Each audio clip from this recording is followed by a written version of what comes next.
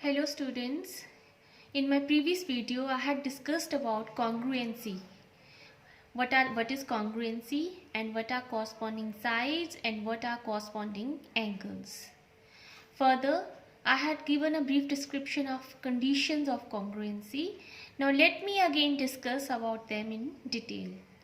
So, the first condition for congruency is side, side, side. In abbreviated form it will be SSS. So, जब let us take two triangles, triangle ABC and triangle PQR. When this side AB, let me write also, when side AB is equal to side PQ, then दूसरी side AC is equal to side PR and side BC is equal to side QR, then triangle ABC is congruent to triangle PQR. So there is nothing to take any stress about this side. इसमें simple ही है कि तीनों sides जो हैं आपस में आपने show कर दिया, जबकि तीनों साइड्स इक्वल हैं एक ट्रायंगल की, ये तीनों साइड्स इस ट्रायंगल की तीनों कॉरस्पॉन्डिंग साइड्स के इक्वल हैं, तो आपका बाय क्राइटेरिया जरूर मेंशन करना है साइड साइड साइड. इस क्राइटेरिया से ये दोनों ट्रायंगल्स आपस में कॉन्ग्रुएंट हो जाएंगी. अब जो कॉन्ग्रुएंट ट्रायंगल्स हैं, जब आपने शो कर दिया कि ट्रायंगल्स कॉन्ग्रुएंट हैं, इनकी साइड्स आपस में कॉन्ग्रुएंट हैं, तो आप ये भी बता सकते हो कि कॉन्ग्रुएंट ट्रायंगल्स के कॉरस्पॉन्डिंग एंगल्स वो भी आपस में इक्वल होते हैं. Means angle A is equal to angle P, angle B is equal to angle Q and angle C is equal to angle R. That is all about side, side, side. So this criteria discussed. Now let us come to the another criteria, another condition for the congruency of triangles, that is side, angle, side. In the abbreviated form SAS. Here, when two sides, कौन सी sides यहाँ पे, ये triangle ले लो आप, triangle ACB and triangle XYZ.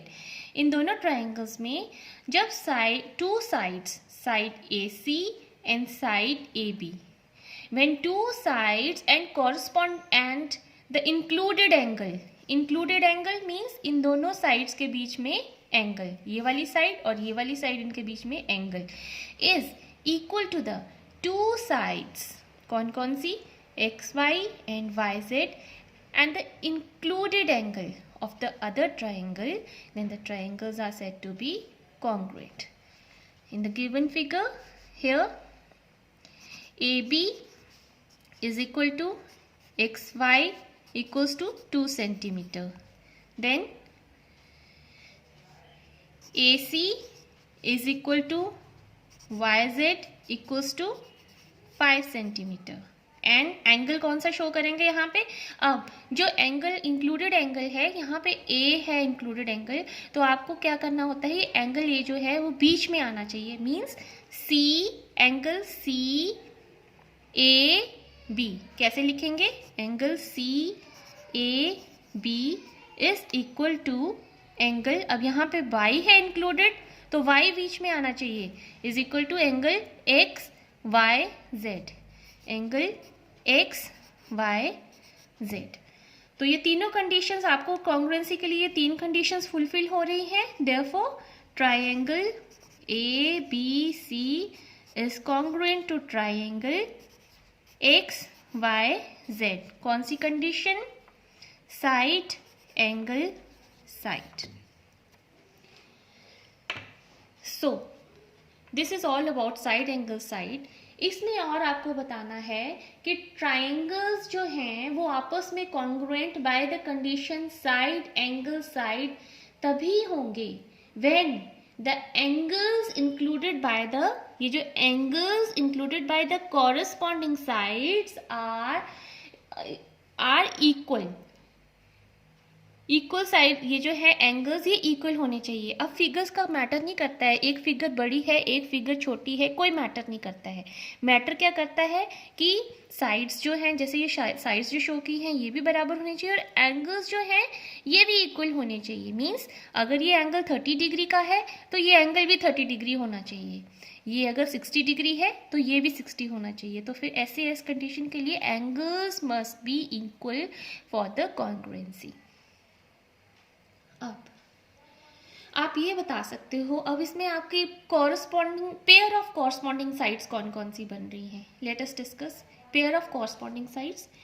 तो A B and X Y, एक ये बन गया A B and X Y, ठीक है। दूसरा क्या बन रहा है ए सी एंड ए सी, और क्या बन रहा है वाई जेड। और तीसरा क्या बन रहा है B C and X Z. तो ये बन गए pair of corresponding sides. Similarly pair of corresponding angles कौन कौन से बन रहे हैं। मीन्स कि अगर इस ट्रायंगल को उठा के मैं इसके ऊपर रखती हूँ या इस ट्रायंगल को उठा के इसके ऊपर रखती हूँ, ये एंगल्स आपस में मिलने चाहिए। तो कॉरस्पॉन्डिंग एंगल कौन कौन से हुए, angle Y and angle A, okay. दूसरा पेयर कौन सा होगा, angle X and angle B, angle X and angle B. और तीसरा क्या होगा, angle Z and angle C, angle Z and angle C. So this is all about the pair of corresponding sides and this is all about the pair of corresponding angles. So this criteria is also discussed. Now let us come to the third criteria, third condition, that is angle side angle. Here now these are the two figures, triangle ABC and triangle PQR. So how we will define about this condition, when two angles and the included side, clear। तो to angle कौन से हैं, जैसे ये angle B, ये angle C, ये दो angles आ गए इस ट्रायंगल में, ट्रायंगल ABC में ये दो एंगल्स आ गए और इन दोनों के बीच में इंक्लूडेड साइड कौन सी है, ये BC। So when the two angles, angle B and angle C and the included side BC of one triangle is equal to the two angles and the included side of the other triangle, then the triangles are said to be congruent. Here now let us show। अब इसी proportion में चलते हैं, angle side angle है तो पहले चलते हैं एंगल, पहला ले लेते हैं angle C। Angle C is equal to angle R। Then side यहाँ पे BC, ये साइड इंक्लूडेड साइड है, इन दोनों एंगल्स के बीच की साइड है, तो BC is equal to QR, okay. And the third angle B is equal to angle Q। So since these three conditions are fulfilled, therefore triangle ABC is congruent to triangle PQR by the condition angle side angle. This is all about it. Now let us come to the fourth condition, angle side. Here let us consider the two figures, triangle ABC and triangle PQR. In both the triangles, now what is the difference between the previous angle side angle and the angle side? In that case I told about the included side between the two angles. दो angles के बीच में हमने included side ली थी, जैसे ये दो angles थे इनके बीच में हमने ये इंक्लूडेड साइड ली थी दोनों ट्रायंगल्स में। अब यहाँ पे इंक्लूडेड साइड नहीं होगी when two angles and when ये two angles, angle B, angle C, when two angles and the other side and one side which is not the included side, okay, is equal to the two angles and the corresponding side corresponding side PQ of the other triangle, then the triangles are said to be congruent. Here in the given figure, angle B is equal to angle Q. Then angle C is equal to angle R and AC is equal to PR. Therefore, triangle ABC is congruent to triangle PQR by angle side angle. This is all about angles, angle side. So the fourth criteria is also discussed. Now last condition, right angle hypotenuse side. It will be abbreviated as RHS. Here let us consider two right angle triangles. कैसे triangles लिए हैं हमने? ये right angle का ये symbol लगाया है, तो हमने दो राइट एंगल ट्राइंगल्स ले लिए. अब यहाँ पे हम कैसे डिफाइन करेंगे? If the hypotenuse and one side of a right angle triangle, you have to mention specially right angle triangle. So once again, if the hypotenuse and one side of the right angle triangle is equal to the hypotenuse and one side of the right angle triangle, okay, then the triangles are said to be congruent. अब यहाँ पे in the given figures बताओ, angle B is equal to angle E equals to 90 degree. मैं साफ दिख रहा है इस निशान से. अब हाइपोटेन्यूज वाली साइड ले लो. AC is equal to DF और ये क्या है?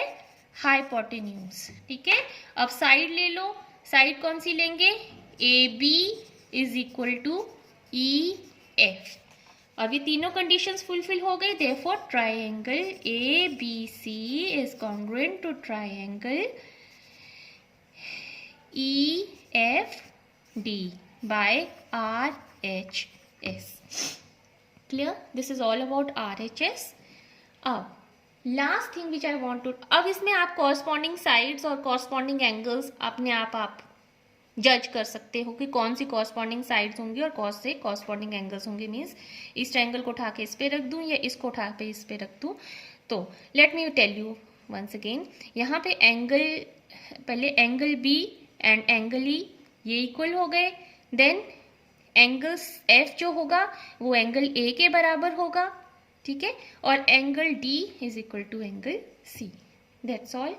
अब last thing which I want to tell you, if three angles of one triangle are equal to the three angles, means angle की बात कर रही हूं मैं. अब three angles of one triangle are equal to the three angles of the other triangle, तो triangles congruent नहीं होंगे. क्यों नहीं होंगे? क्योंकि congruency के लिए at least one pair of corresponding sides must be equal. एक पेयर कॉरस्पॉन्डिंग साइड्स का इक्वल जरूर होना चाहिए. That's all in this video.